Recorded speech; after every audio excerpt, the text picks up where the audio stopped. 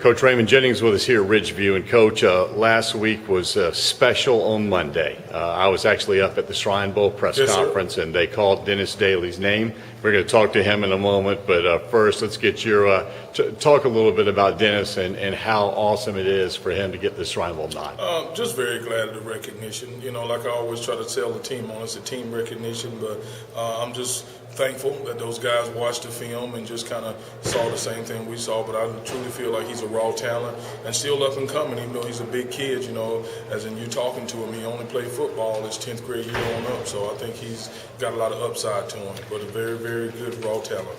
You were talking to me a few weeks ago when we were out and talked to Dennis, and you said, before I talked to him, you said, hey, this is the nicest, most laid-back kid, but when he gets on the field, he turns on that switch that not all the guys have. Yeah, he has that demeanor. You know, you like to see the guys, you know, they walk in the hallway and they're in the school community, so they have to be aware of, you know, a lot of the things that they have to be aware of around just the campus and the community. But he's the same. He's that type of guy, and to me, I consider myself that type of guy when I played the game. Just you want him to be a gentleman off the field. You want him to handle their business. You want him to be able to respond to whatever comes at him in a way that allows him to have a next day, or, you know, it's not the end of the day. It's not the end of the world. And don't get too carried away, or don't handle problems the same way you do on the football field. And when you get on the football field, you want that same guy to click and just become an animal. But sometimes they feel like at that age it's hard to do, but I think he does a good job with that.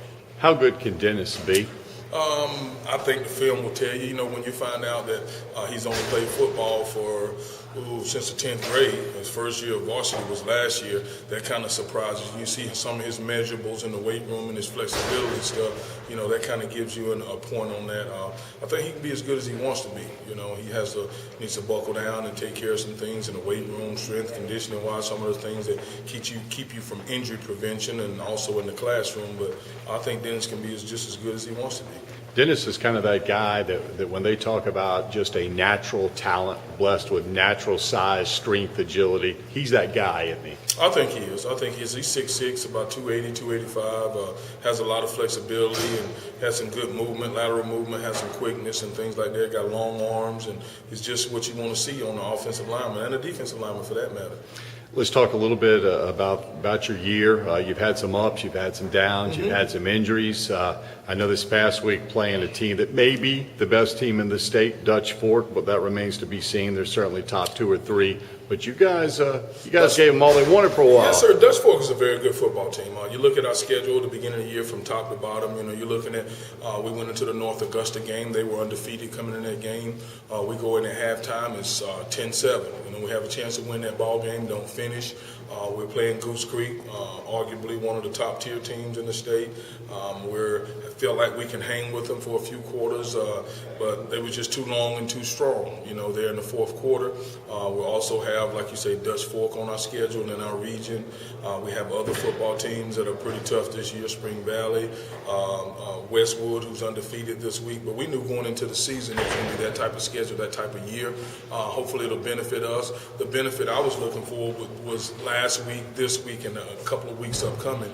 You know, we played some teams that arguably people would say are some premier football teams. So hopefully we was going to benefit later in the season when we get in the region and those type things. So I'm hoping right now playing some of those teams, seeing that fast ball, that long ball, those decent linemen, some of those tough running backs will pay off this point in the season. We are beat up a little bit. We're 2-5 right now. We were just the second game in region play, and we're hoping to turn things around. And like you know, you get points from where you get points at. Right now, our focus is how we're going to do in the region. So that's what our focus is. How the kids kept their collective heads up and. I think they've done a good job of playing together and staying together. A lot of times there's frustration that sets in when you're talking about a football team who may haven't won the games that they're capable of winning. You have frustration whether you're offense, defense, or whatever side of the ball you have. But I think for the most part, our kids are still listening to us. They're still going out and doing the things that you're supposed to do, and that's what it takes. You know, I know one thing will happen if we fall apart and don't keep doing those type things. We know what the result will be. So with doing that, that still gives us a chance every Friday night. We feel like. So I applaud my kids for still coming and still doing what we ask them to do. Well, Coach, we admire and respect what you do here at MidlandsHighSchoolSports.com. Thanks for taking time out. And again, congratulations on being the coach of a Shrine Bowler, Dennis Daley. Thank you.